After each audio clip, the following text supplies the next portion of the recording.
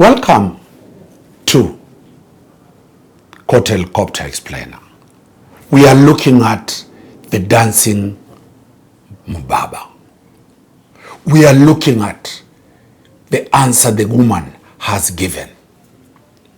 The woman has said, Baba sio ule mzee, Baba ni mtu mwingine. But remember, he took care of the pregnancy for 9 years, for 9 months. He took care of the maternity bills all this time. But now, here is the shock, the third. What does the woman say? Let me listen. Katika kuzaa na mzee? Hapana. Mtoto mmoja ambaye yeye alizungumza ya kwamba alilea ujauzito wa kwako, akalea na mtoto akiwa mdogo, lakini baadaye ukamwambia kwamba yeye sio baba yake na baba yake mwingine. Hii ipo vipi? Sina mtoto naye. Yule mtoto sio wake. Sawa, alikuwa anamlea, lakini sio mtoto wake. Mtoto kashachukuliwa na baba yake. Kwa hiyo siwezi nikaendelea kumpa kitu mtu ambacho sio chake. Huo ujauzito aliokuwa anaolea ulikuwa ni? Yaani ujauzito ulikuwa sio wake. Kwa nini unakuwa unaruhusu alee ujauzito ambao ulikuwa sio wake?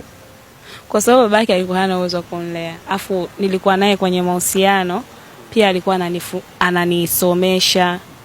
That's why ananistendia. Yaani alikuwa ni kila kitu kwangu. Kwa hiyo lile jambo limenitokea bado nilikuwepo naye kile kipindi. Kwa hiyo ilinibidi lazimu niendelee nimdanganye nimwambie kwamba ile mimba yake lakini sio yake. Ulimdanganya mzee? Nilimdanganya. Kwa sababu ya kuendelea kupata vinono vya kwake. Maisha yalikuwa magumu. Ningelea ule mtoto ningeleaje kipindi kile, afu nilikuwa bado sijamaliza chuo. Ningemleaje ule mtoto? Moja kati ya story ambayo alitupa mzee, ya hadithi ambayo ilimkuta kuhusiana na wewe, ni kwamba aliuza mpaka vitu vyake vya thamani, ikiwepo nyumba, gari, lakini kuna vitu vingi vya thamani ameshakugharamikia, ikiwepo kukusomesha wewe chuo, lakini baadaye ukaja ukamwacha, ikiwa pia ishe kukutibia ukiwa uko na hali mbaya, unaumwa, unaugua, lakini baadaye. Have you heard yourself?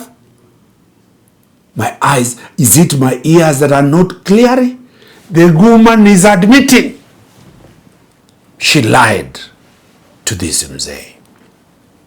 That is the father. Let us look at the law and compare these utterances to what happened to one Raphael Tuju. Do you know Tuju was charged with the offense of giving false information to a public officer? Let us contextualize that to this matter. After the woman gave birth, she must have given a nurse and a registrar of births false information in the birth certificate. The birth certificate was not reading that biological father who we are going to see much later. The birth certificate read the name of Mzee Kibore. And Mzee Kibore's name was put in the birth certificate courtesy of this lady. Is it me hearing well? Vivian and Bramwell, Cyrus, repeat it again. Let us hear the woman herself. Katika kuzaa na mzee? Hapana. Mtoto mmoja ambaye yeye alizungumza ya kwamba alilea ujauzito wa kwako, akalea na mtoto akiwa mdogo, lakini baadaye ukamwambia kwamba yeye sio baba yake na baba yake mwingine. Hii ipo vipi? Sina mtoto naye. Yule mtoto sio wake. Sawa, alikuwa anamlea, lakini sio mtoto wake. Mtoto kashachukuliwa na baba yake. Kwa hiyo siwezi nikaendelea kumpa kitu mtu ambacho sio chake. Huo ujauzito aliokuwa anaolea ulikuwa ni, yaani ujauzito ulikuwa sio wake.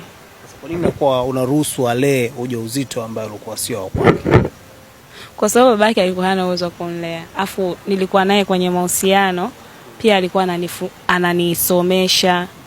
That's why ananistendia. Yaani alikuwa ni kila kitu kwangu. Kwa hiyo lile jambo limenitokea bado nilikuwepo naye kile kipindi. Kwa hiyo ilinibidi ilinilazimu niendelee nimdanganye nimwambie kwamba ile mimba yake lakini sio yake. Ulimdanganya mzee? Nilimdanganya. Kwa sababu ya kuendelea kupata vinono vya kwake. Maisha yalikuwa magumu. Ningelea ule mtoto ningeleaje kipindi kile, afu ni kwa bado sijamaliza chuo. Ningemleaje ule mtoto? Moja kati ya story ambayo alitupa mzee, ya hadithi ambayo ilimkuta kuhusiana na wewe, ni kwamba aliuza mpaka vitu vyake vya thamani, ikiwepo nyumba, gari, lakini kuna vitu vingi vya thamani ameshakugharamikia, ikiwepo kukusomesha wewe chuo, lakini baadaye ukaja ukamwacha. Yes, she says it. So this woman gave false information to a birth registrar officer in Tanzania. This is an offense under the Tanzanian law.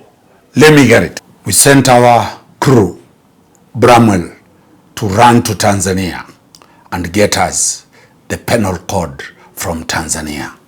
It has landed here.